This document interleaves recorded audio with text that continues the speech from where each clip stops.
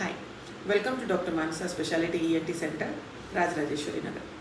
So today we are going to talk about a very common topic, that is how to keep our ears clean. ಅಂದರೆ ಕಿವಿನ ಹೇಗೆ ಹುಷಾರಾಗಿ ನೋಡ್ಕೋಬೇಕು ಅಥವಾ ಕಿವಿ ಹೆಂಗೆ clean ಮಾಡಬೇಕು ಅಂತ.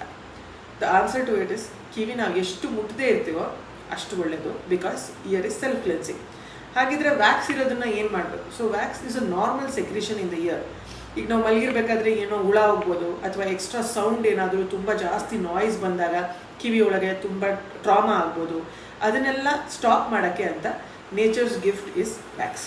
And some amount of epithelial shedding, ಅಂದರೆ ಚರ್ಮದ ಮೇಲೆ ಸ್ವಲ್ಪ ಶೆಡ್ಡಿಂಗ್ ಆಗುತ್ತೆ. ಹಿಂಗೆ ಕೆರೆದಿದ ತಕ್ಷಣ ಅಲ್ಲಿ ಒಂದಷ್ಟು ಧೂಳು ಥರ ಎದ್ದೇಳುತ್ತೆ. So same thing happens in the ear also. Along with the secretion ಇದು ಮಿಕ್ಸ್ ಆಗಿ that is what we call as wax.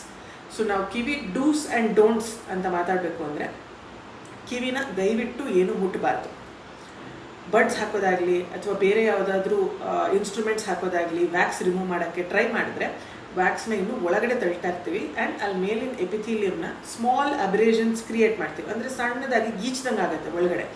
ಆ ಗೀಚ್ದಂಗೆ ಆಗಿದ್ರ ಮೇಲೆ ನೀರು ಹೋದಾಗ ಇಲ್ಲ ಬೇರೆ ಯಾವುದಾದ್ರು ಬ್ಯಾಕ್ಟೀರಿಯಾ ಕೂತಾಗ ಇನ್ಫೆಕ್ಷನ್ ಆಗೋ ಚಾನ್ಸಸ್ ಜಾಸ್ತಿ ಇರುತ್ತೆ. ಸೊ ಡೂಸ್ ಏನು? ನಾವು ಕಿವಿನ ಹೇಗೆ ಹೊರಗಡೆಯಿಂದ ಮಾತ್ರ ಕ್ಲೀನ್ ಮಾಡಬೇಕಾಗತ್ತೆ. No need of inserting anything inside the year.